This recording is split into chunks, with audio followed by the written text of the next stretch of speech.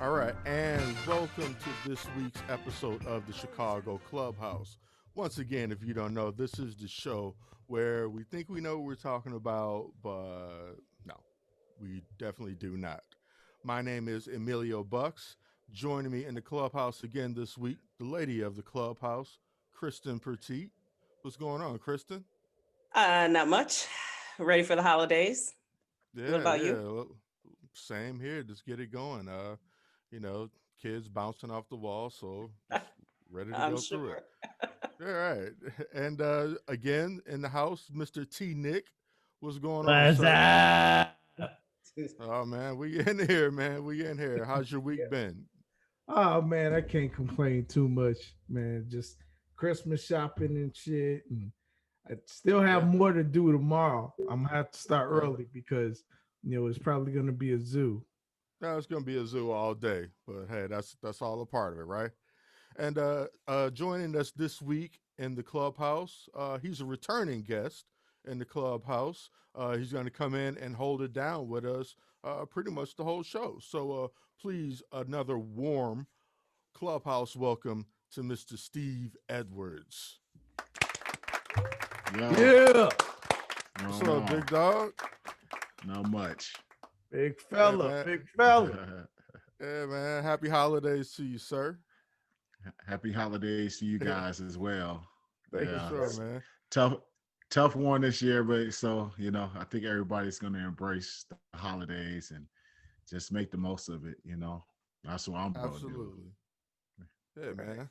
Absolutely, absolutely, man. So hey man, so let's get into it, guys. Bears are winner of two in a row after losing five straight.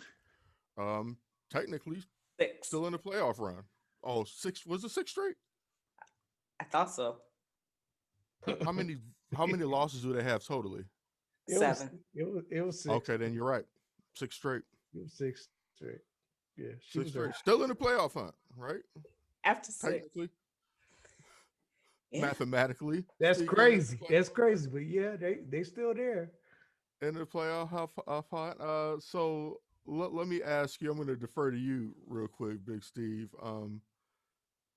Anything can happen, right? Anybody can kind of get hot, even probably the Bears, right? So, what happens if the Bears? I'm going to throw it way out there. What happens if the Bears eke into the playoffs, maybe even win one? What does that do with all the impending off-season decisions with like Ryan Pace and Matt Nagy, and of course Mitch's impending departure? Like, if this Bears team manages to win a game, like, what do they do? What do you think? Quarterback, GM, coach? Um, if they win and play, they get to the playoffs and they win a playoff game. Everybody's coming back. That's just what the Bears do.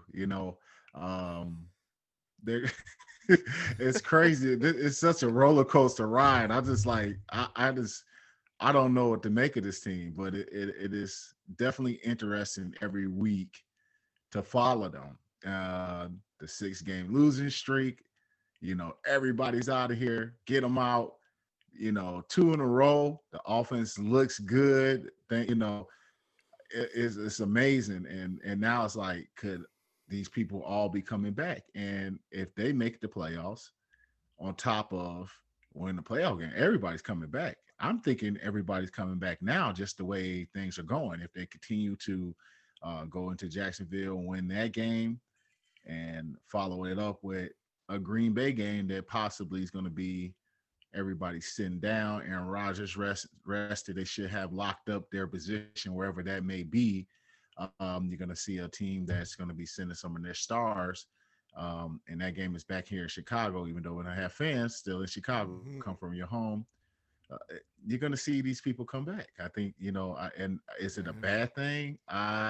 It's a lot to figure out. The way I was telling some people, I break this thing down with is we just got to wait to let this thing unfold. They got to let because Of everybody course, we're want to getting hedge way roll in ahead of ourselves here. way ahead of thinking ourselves. that You they're gotta going to let get in the playoffs and then win one. But this is what we do. So Kristen, I got to talk to you because you never lost hope in Mitch. You never gave up. You kept your Mitch jerseys and everything. Like, you never gave up. And he's playing like,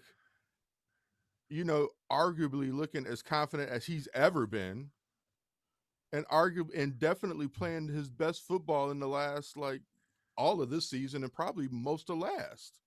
Yeah. This anomaly. What is this? Is this because they're finally doing something right? I think they're finally doing something that's right for him. It's not right for Nagy because this isn't what he wanted to do because he said he did not come here to run the I formation. But with Mitchell and the other offensive players, Mitchell again. You don't have Kansas City's offense. And how long have I've been beating this dead horse. How long? I'm not even saying that Mitchell is the long-term answer, but he's definitely the answer right now because there's no denying, regardless of who they've been playing or whatever, there's no denying that this offense has looked better since they even look better that second half, starting that second half against Green Bay. The offense has looked better, but that's not just because of Mitchell, because they've been running the ball. And, these are just the things that offensive line does better with the run game. It's just, they're finally doing something right for the team. I think that it's definitely too little, too late, but they're playing like they have to play. Really, they have to win. They can only control that. They can't control anything else. They can't control what other teams do. Well, we need so-and-so to lose. They can't control none of that. So they got to just win, and that's what they're doing. I think that maybe Matt Nagy heard me the other day when I said, just give David Montgomery the damn ball and let Demo run. That's the Bears version of Debo. Let him run. Run that thing behind Cody Whitehair. It's money. It's money. Yeah. And that's exactly what happened. So, thanks, Feed man. The beast. If Feed you heard the me. beast. You know what else helped? You don't ever want to see someone get hurt, but when Cordero got hurt, because they couldn't give the ball to Cordero, because some of David's touches would have been given to the Cordero. Mm-hmm. And David Montgomery proved, at least for one game, he can do 25, 30 touches. Matt Nagy had made a comment about ideally we'd like him between this and that, as if he couldn't handle 25, 30.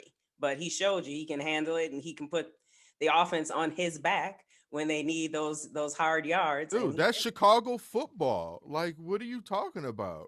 It's defense and a run game. Big Steve, the old line is looking competent. What you seeing out there with them? What did they do? They're down to the third and fourth stringers. Like what took them this long to get down to these guys and making it work?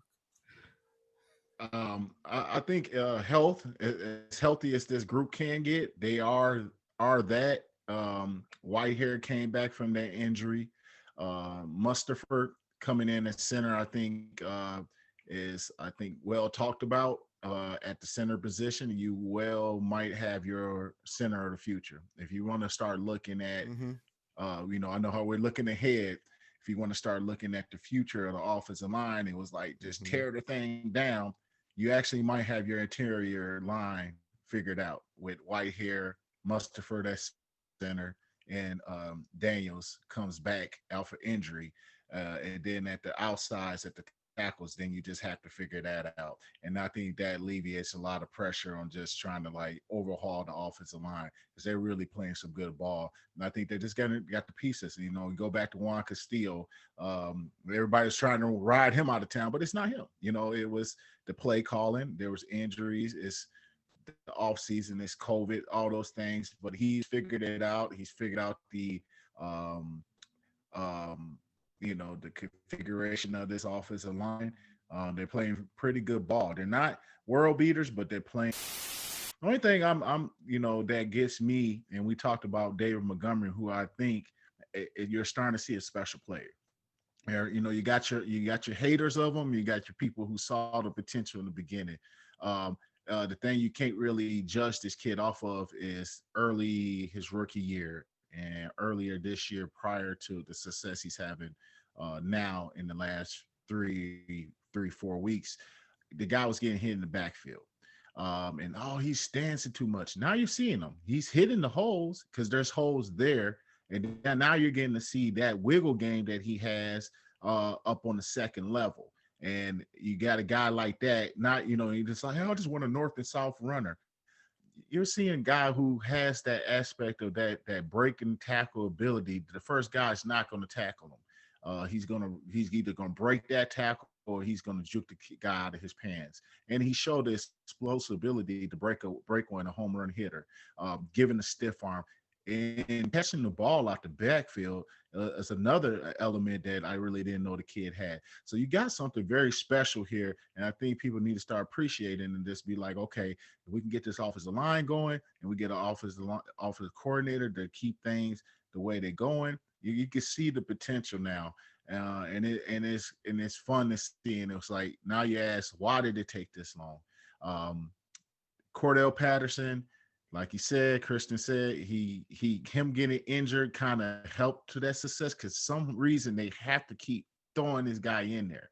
Dave Montgomery gets his flow going in the first series, and here comes Patterson.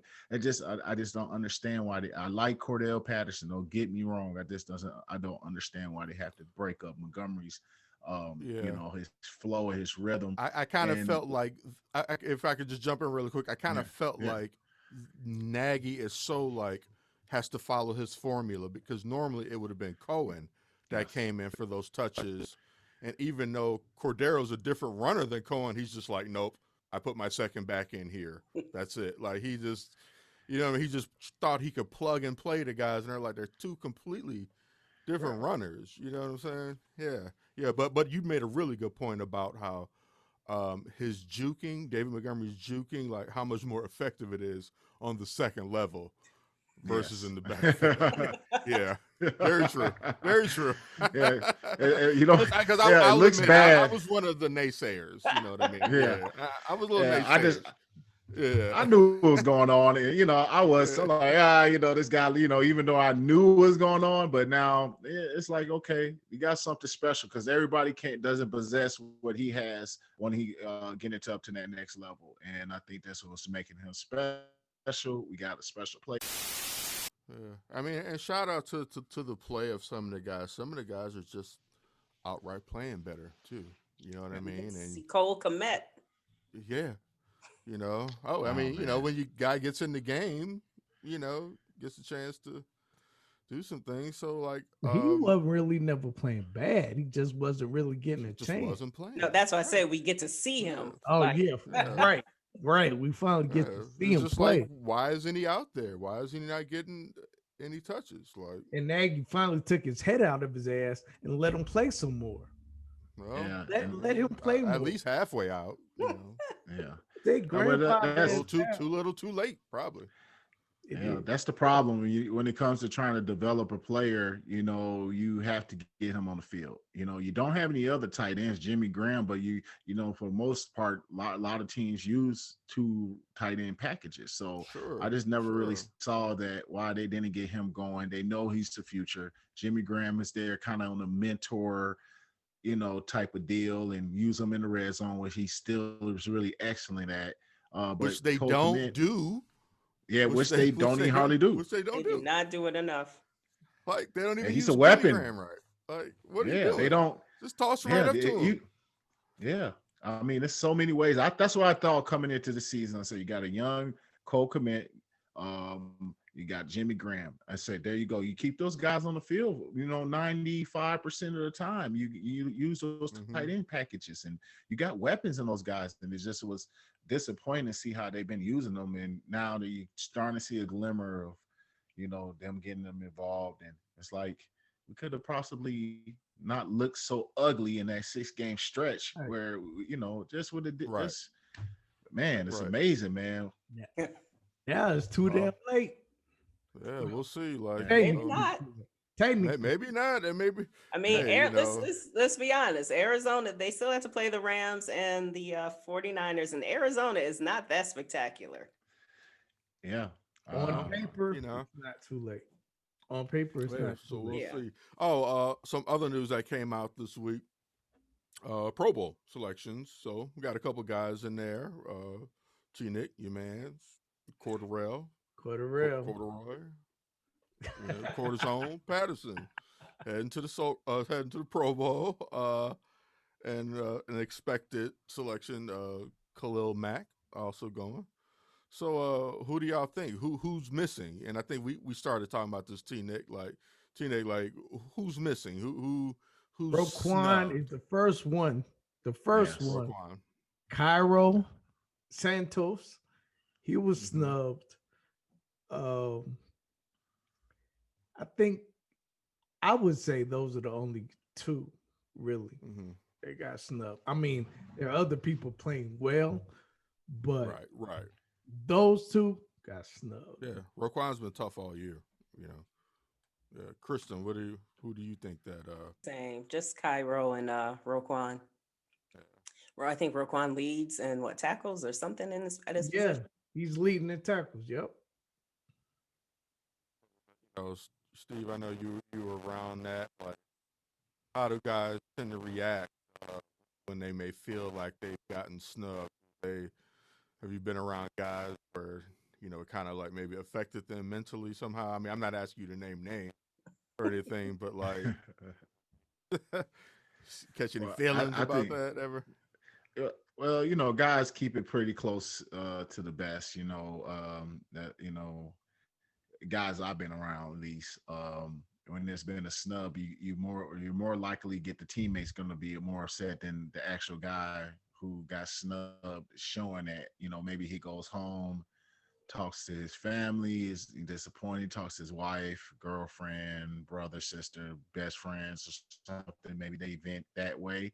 Some people are, gonna get on that social media, but I played in a time there was no real social media, so the guys you'll know, you'll be like, "Dang, man, he should have got it," and the teammates are more upset than will show that and be on the camera and be like, you see that all over where they get on the Twitter now and there's teammates who come out and say that, but it's a popularity contest. Where I Yeah. really look at it's the All Pro. You want to hopefully they and that's up to the writer. So it's like, man, where does it really get right? You say, oh, leave it to the players. Players are voting in guys that they are familiar with. And for a guy who's really bald and doesn't have that big name, but has been balling, it's hard for that guy to breach that. Like when it's a name that really, like look at Khalil. Did really, I mean, has Khalil really been a world beat like he usually is? Nope. No, and Yeah, he got he I got asked that last year, even when he went to the Pro Bowl. So, like, I think I'm questioning it less this year than I did last year because I feel like he's played better overall this year, but not a world yeah, beater. Not a world beater. yeah, Do you guys think yeah. Allen Robinson should have made it? He's playing well. I don't think he should have made it though. No. No, but it's not his fault. It's just he didn't have nobody throwing the ball to him. He had major quarterback issues. You know what I mean? Like, I Yeah. think just a little bit more competency at that quarterback position, like this Mitch all year, then yeah, I think a guy Well, like Allen Robinson does get there. even if he had whichever Mitch all year, he'd have better numbers because that's Mitch's guy. Because Mitch would have used him. Yeah. Oh Mitch yeah, would have used him that's more. when Yeah. he's in trouble. That's who he goes to. Yeah. You Yeah, got a he plethora of other wide receivers who are playing better than him right now, though. You So see when he made that really good catch because he didn't jump. I thought about that too, jumping unnecessarily. So T yeah, Nick, you made comments to somebody who do you think is playing better than Allen Robinson? Man, you got a few wide They got receivers some in the dudes out there. NFC Yeah, playing yeah. better. You got Marshall on the Vikings, of course. Oh no. I'm just talking about. I was just talking about on the team. Oh, On I the think he was team? talking about. He was talking about the NFC. I think. NFC. Oh, okay. Okay. I'm Oh, sorry. yeah. I I thought was you talking talking about about. it. No, Okay. only Darnell Mooney on the team is, but And he he's not Yeah. playing better than He's not playing Allen. better, but yeah. Darnell Mooney's not. Playing better than Nah, Allen Robinson. I nah, I think he's not. Yeah, He's you're alone he's on making that one, some. T. Nick. Yeah, hey, he's making some splash plays, but Allen Robinson has been real consistent of late, and it's been. I mean, as of late though, you Not just all said as year. of late. No, not yeah, all year. Allen Robinson. Allen Robinson, yes, he's been jumping. He's been jumping when he doesn't have to. He dropped passes. Can you say Well, I the same mean, if about you want to talk about Butterfingers, Darnell's had some issues himself. he's dropped like maybe 4 passes in the whole It's season. 4 too many. But how many has A-Rob dropped? How many has A-Rob dropped at crucial times? but you got to look at how many volume throws come A Rob's way. He's going to get way more throws than Mooney actually gets. His volume is going to go his way, so it's liable to have some more drops than Mooney. But I just look. I'll be honest. I was hard on Robinson. Was a few weeks ago when he stepped out of bounds, and he bounced back very strong. Man, he's a consistent player. Man, 1,000 yards. He's going to be consistent.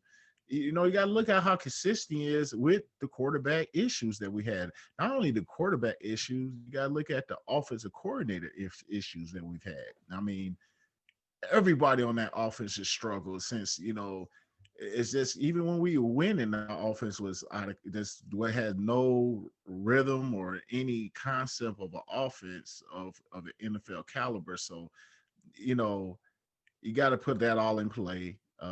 He's our best receiver. Mooney definitely has the potential to be a big playmaker, but Mooney's not going to be a number one. He's not going to develop. He's going to be that number two splash player, big play. I don't think he's never going to be a number one guy like it. I don't think he has that. I don't know if he has that. I don't know. We'll see. I see he's going to be a good receiver. I don't know if he's a number one guy. I don't think he's the guy. We'll have to see. I don't know. Yeah. I mean, we may or may not find out. I guess these next two games are going to decide a lot, from the GM on down to any player on the team, all the way from everybody stays to we're completely cleaning house. Everybody go, like fire sale. With their cap situation, Yeah. can't even really afford anything. Yeah, so it's once again we find ourselves with this team in this predicament more about just bad management overall than anything. Like not even bad play. You know what I mean? It's like this is ownership problem. This is just bad ownership at this point. Shout out to the McCaskies. I mean, They ain't going nowhere. I know. I mean, I wouldn't either if I was them. Definitely wouldn't be listening to me. I was never totally convinced that Pace and Nagy were going to be gone. I mean, If they consistently finish 8-8. This family consistently puts the wrong people making the wrong decisions like for a very long time now. Bad draft picks, bad contracts, just bad schemes, using players wrong. Hey, speaking of bad contracts, saw Robert Quinn. Oh, exactly. Oh, whew. Exactly. But he made a play. That's why I said you saw him. You knew he was out there. He made a play the other day, but it's still a bad contract. You're right. Oh man. Yeah. And guess who you didn't even know was on the field? Charles Leno. He didn't do anything wrong. He didn't do number anything call for a penalty. Still gotta go. He didn't hold. He didn't kill a drive. He's just out there. He's just there now. You know what I mean? He's just out there. When they say he makes a play, he just there. He's just like, okay, he just glues onto a guy. He doesn't really move anybody off the foot or off the ball in the run game. on the past game, he just kind of he'll stick to a guy.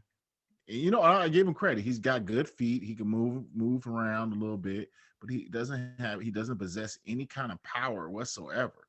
And he Right. just Is that what the sleeves are? Like I remember you mentioning the I sleeves. actually did a little research into it. It looked like he had some guns at previous times, so it's not Really? like he's like deflated arms or anything like that. Okay. So I just don't understand. I Something. don't. You Yeah, just don't use the power he has. like he doesn't have it. I think I don't. You look at this. Doesn't You have look at his lower extremities, which is his lower body. When he's on pass pro and a defensive end, and he they come into contact. He's getting driven back majority of the time and driven back into the quarterback's lap. I never seen him meet that defender and stifle them right at the the compact point. Where it's He just where the holds on at DN. best. Yeah, he holds on and he's his feet are good enough to get out there. You know what I mean? But he allows too much inside moves. Guys get into the inside, beat him inside. He oversets people a lot. His punching power, like which is the punch, line, that's our biggest thing. To use our punch. It doesn't really stop anybody's charge. When you have a really good punch, and that's one thing I had. It was like I was really expert in how to punch. Can you That's a whole explain nother that segment. one How I more learned. time? Like what is that? You said the punch. So your punch, when you're punching out and you see a lot of offensive linemen do, just put their hands on the defender. It's just not about just placing your hands there. You got to have it with some power. So the heel of your hand is where a lot of your power comes from. And you believe it or not, when I've coached a lot of guys in the arena or just in general, just like I could tell even watching film and watching games on Sunday that a lot of guys are not using the heel of their hands, and that comes from a guy named Tunch Tunklin, who used to come to the Bears. He used to come out for Philly. He played for the Pittsburgh Steelers back in the day. He started developing his own technique and started training. His drills are called tunch punches, which a lot of offensive line coaches use across the country. But are they properly using it? You can watch the film that he has. He has, clinic films and stuff. But I got the privilege to actually have the guy come to our facility. Like my whole Very career cool. at the Bears, he used to come in the off season and it was like one-on-one training with the master. Our sensei, I would say, I used to call him. Like I got to actually have one-on-one training with the guy who created touch punches. But a lot of these offensive line coaches are like, hey, we'll do touch punches. But do you know the real inside trait of how to really punch? And I could just tell he just throws them out there, and they're not really when my hands hit that defender. I wanted him to be able to feel my power, which would stop his charge, which would stifle him, in his place and give me enough time to then the battle happens, because you got to look at the offensive lineman when they're especially the tackles when they're pass setting, they're going backwards, right? They're like almost backpedaling. Here comes a DN 6'4", 250, 260, running a 4'5", 4'6", and they're coming off the edge. Their charge is coming towards you.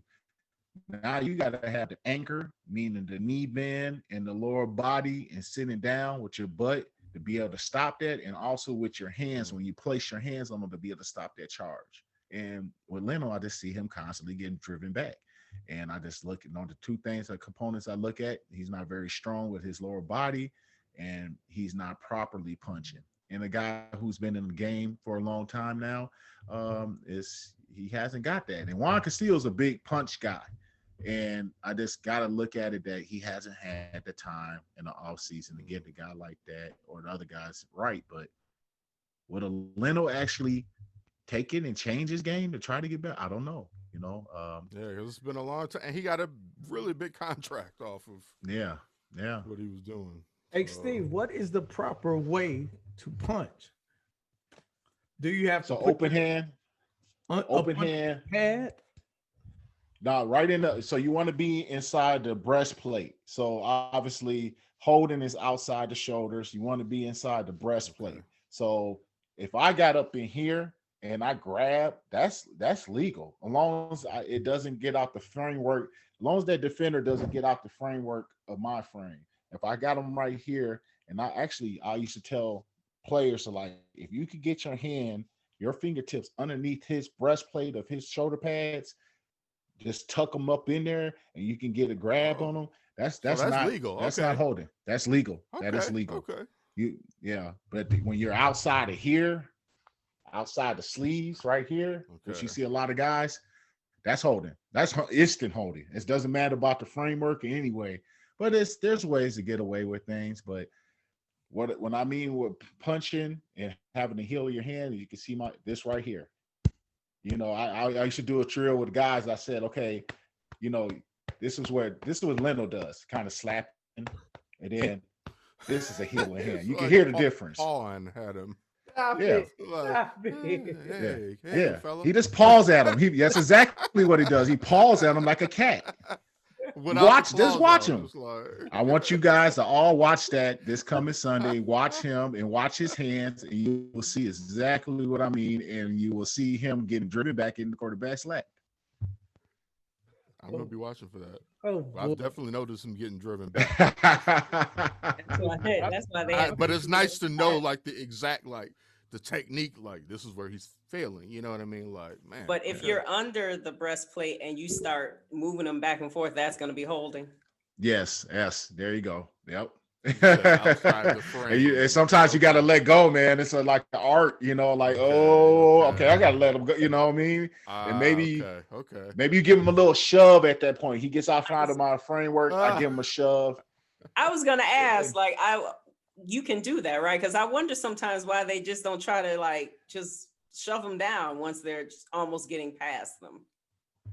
That could be considered holding. Right. If you take a guy and you snatch him down, that's a holding. No, if but you, what if you just push them? Oh yeah, you can push a guy as long as it's not in the back. You know what I mean? Right. And you got to make sure if it's a run in the run play, you got to make sure that you know where the ball carrier is. In the run game, you want to kind of stay attached to your guy and drive block him as long as you can. And say if I'm driving a guy, so say I'm on the left side and I'm driving that guy to the left, and the running back's coming to my side.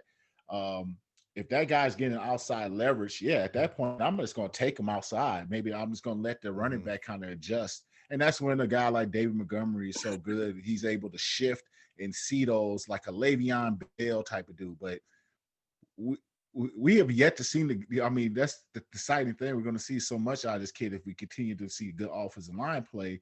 That's the thing we haven't been to see. It's been penetration. What kills a run play is the penetration. You have no chance at that point. And I think hopefully we continue our good O-line play and we get to start seeing what a line actually looks like. We haven't seen that in the last 3 years. Right. I think 2018 was decent, but that was a lot of gimmick, and nobody knew what Nagy was actually doing. Was a lot of gimmick. And then Kyle Long got hurt, and that was crucial. When he got hurt. And Steve is continuing to make me look like an idiot, like I don't know shit, by telling me how David Montgomery is actually a good running back. But that's okay. I don't know shit. I gave it a disclaimer at the beginning. So but you're not alone. There's a lot of people that's just like, what is this, man? Everything looks so bad. People couldn't identify exactly what was going on. Is this guy good? And I just said, for me, I'm even doubting it. I was doubting it, but I was like, wait till this old line gets good. I don't know if it's gonna ever happen, but hey man, I hope it works out. I really do. Yeah. I really do hope it works out. And we're gonna need him. We're gonna need him this weekend if we got a chance. Where's the game? Is it in Chicago? Jacksonville? It's in Jacksonville. It's in Jacksonville. Yeah. Okay, yeah, like they're pretty wild down in Jacksonville, but there's no fans there, so that's a good thing. So what are your keys, Steve, to a Bears W down in Jacksonville possibly keeping those playoff hopes alive? Just got to continue to do what they're doing. Running the ball, not out thinking themselves. Feed number 32, man. Let's give them the carries. I mean, what do we got to lose? We got 2 more games. So we're only guaranteeing 2. Um, you need to get this guy to repetition. If we running the ball, it makes things easier on Mitch. Play actions, boots, waggles. I mean, just find ways to get your playmakers the ball. Get 32 involved.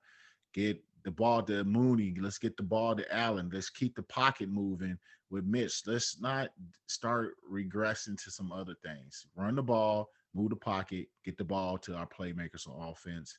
Defense, get after this Jacksonville team. Stop the run. They have Robinson. Forget the kid's first name, but he's a good runner.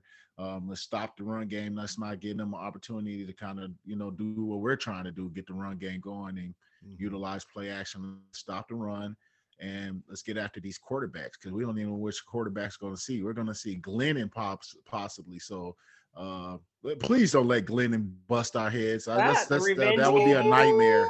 That would be the Glennon revenge game. Oh my God. He got it in for Mitch. He's like, there's a competition I between. got something for you, young blood. They're going to compete, Glennon and Minshew, to start this week. Yeah, Glenn is going to have the game of his life. That would be. Then everybody needs to be fired at that point. Completely crushing all hopes of playoffs. That's right. Mike Glennon. Mike Glennon.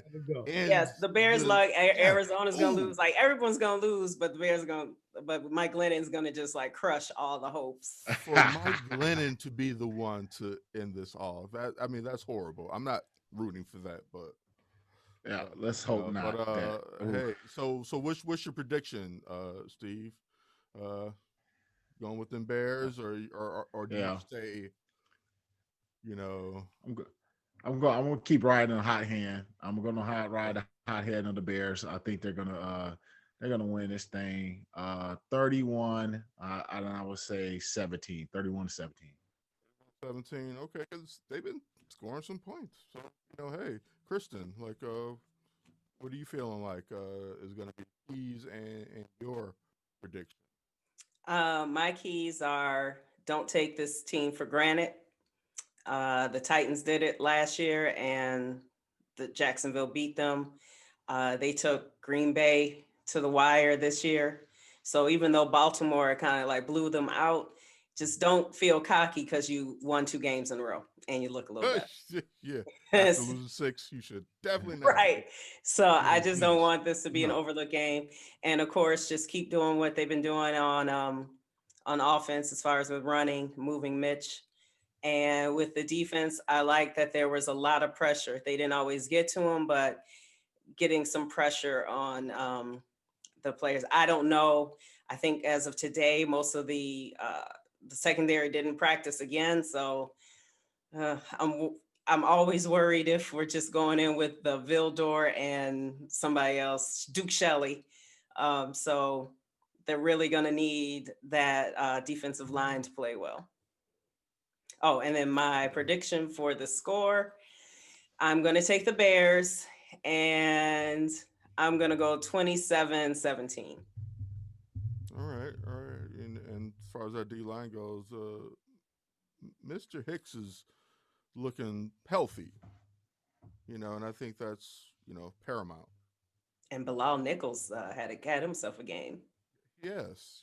So, like, getting some good play, guys, whatever, getting fired up after looking like dog shit for so long. T-Nick. Well, I'm sound like a broken record, but run the damn ball. Just keep giving it to Demo. Just keep giving it to him. Yeah. They got to stop it. Mm-hmm. And the second one, they can't take their foot off the gas pedal. Mm-hmm. They cannot take the Nagy foot off the pedal. With them damn halftime adjustments. Yes. What we said. Look at what the Bengals did to the Steelers. So, shit, it can happen. A terrible team can end up winning because they're hungry. They want to play the game. They want some respect. Yeah, we've won 6 games. Although the Jags want Trevor, whatever his name is, Trevor Lawrence. Lawrence. So it would behoove them to lose.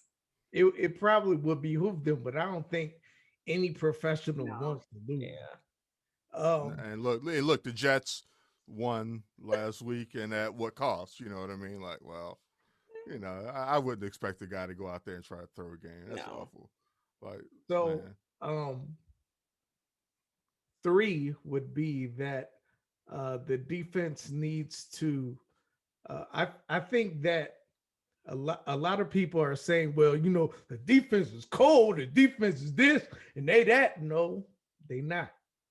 They okay, they good. They're not consistent though. I think they're still looking for an identity, but I think that they need to search for that in this game because, like Steve was saying earlier, they have a running back. He'll sneak up on you.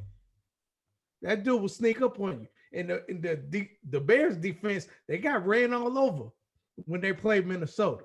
So, I mean, this dude will sneak up on you. So they have to continue to find their identity, which they did well with Houston, and they did well with who the hell they played last week? They really didn't do that well, except for a couple of. They did well on a few plays. They did okay, but they did in the damn last near 2 lost the wins. game. It's just been okay. Yeah. They damn near lost that game, but they did well enough to not lose. And they made a big play at the end, made a big stop. Yeah, those 4th and 1 stops. Yeah, that's huge. when the defense that was the game. Yeah, huge. That was the game. But it was crazy. They scored over 30, and it was still a nail biter. Granted, there was the interception, but the fact that the defense had let it get that close even before that interception was crazy. Yeah. I mean, and I think you're just looking at a tired defense. You know what I mean? Like that shit's gonna catch up with you carrying a team like that for 5-6 wins or whatever they've won, and even in those losses, they still went out there and played and gave that offense opportunities. So like, this late in the year, I would expect to see some of that. But hey, well, as usual, bear down. And my thoughts is, look, I think out of all the losses, I only picked them to lose. I might not even ever pick them to lose when they lost every time. But so I guess I might as well, like I think Steve said, go with the hot hand, and I'm going to pick the Bears against a flailing, Jacksonville team who really doesn't have anything to play for. Pride, sport, will to win and all of that.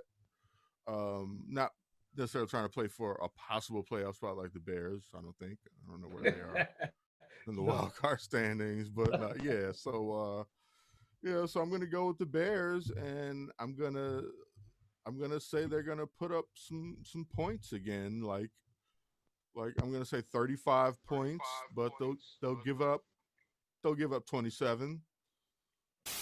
There are 2 more games left, but possibly important games. So as fans, that's all you can hope for is to somehow compete.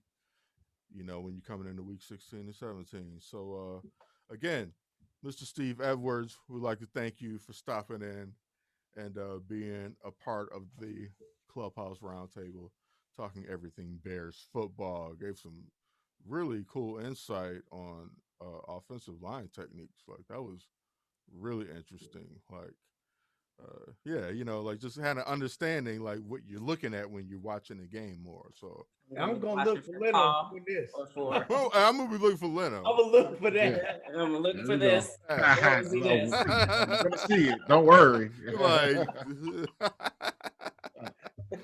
All right, my brother, man. Well, appreciate you once again, man. Appreciate you, big Happy holidays. Steve, happy holidays to you too, sir. And to you, brother. Peace.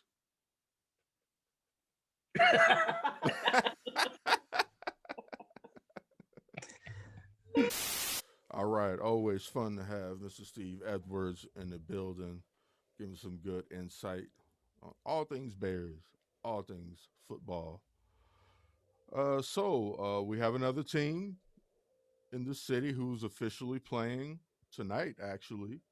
The Chicago Bulls. I know T-Neck, you were checking them out earlier. What's the score looking like on Yeah, it? How they man, looking? they lost that game 124 to 104. So it Uh, kind of looks like they're picking up where they left off last season, mm-hmm. but I mean, it's so early. It was the opening game, so hopefully things get much better for them. But it didn't look good. Yeah. Kristen, have you had a chance to take a look at any Yeah, I Bulls was watching players? some of the game. Mm-hmm. Zach can still score, but Billy Donovan's different than who do we have? Boylan. Egghead. Yeah. But basically the players are the same. And so if they Mm-hmm. couldn't really play defense last year with someone who that's all he harped on, I don't know why we expected them to play better this year. And watching Wendell Carter Jr., maybe he got better after I turned away from him because they were losing by 30 at one point. And I was like, I'm not watching this. But I don't know about him. I don't know about Kobe White. I don't know about anybody. Yeah. And I mean, like, and they didn't make any moves, so like you question, like, they don't look quite like they're trying to put together a winning team. Like, they let a lot of opportunities go by, like, whether it was a trade or a free agent signing, and they kind of just stood pat. And I guess they're just trying to figure out what they have. I don't know Yeah, how long. Hopefully that that's doesn't probably take what too it is. long. That's probably what it is. Billy Donovan wants to see what he has first. I'm sure that's Yeah, I what it mean, is. and He didn't watch tape. yeah, I mean, yeah, you new GM. Well, He should have been he watching wants to tape, see the and then he hired a coach. So he should. I know what you mean, Nick. He wants to Yeah, see them in person Yeah, and see how they are with someone who can actually develop right. and is yeah, not kind of like a madman like Boylan was. I mean, it's yeah. only game one, so as all fans, we always overreact to the first game of the season. If they would have won by 20, we're like, oh man, this is a brand new, different team. Never seen anything like Playoffs, baby. Get stuck right back in. right. Right, So Bulls going to Super Bowl, baby. It's like it's outrageous. Like it's sky. Nah, it's the Yeah, same team. It's the same dudes. yeah, Relax, yeah, relax. yeah. So, T Nick, Yo, we're gonna enjoy a little Christmas stuff, and then we're gonna come back. we have Rashid Davis coming back, but also we Davis have coming back. Bernard Berrien is gonna join him. Oh, Yeah, excellent, excellent, yeah, that's gonna excellent. be a lot of fun, It's gonna man. be double trouble. Yeah. we can talk All about right, his reality TV show days. absolutely. Whose dating show? He was on one of the, was it Terrell? I forget which one. I'll have to figure out which one it was. It's on the tip of my tongue. But he I was know on what you're somebody's talking dating show. about. I think it was T.O., wasn't it? Or it was I Chat. have no idea. I think it's T.O., but yeah. I have no idea. That's gonna bother I me. don't I gotta indulge, but I hey, don't. It was years well, ago. that should be fun. That should be fun, though. So, this is the Chicago Clubhouse.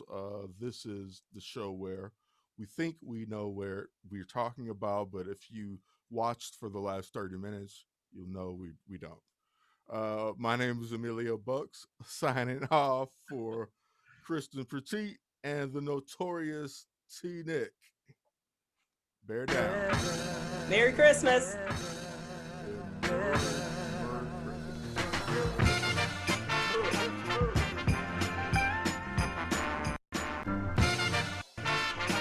Blazing.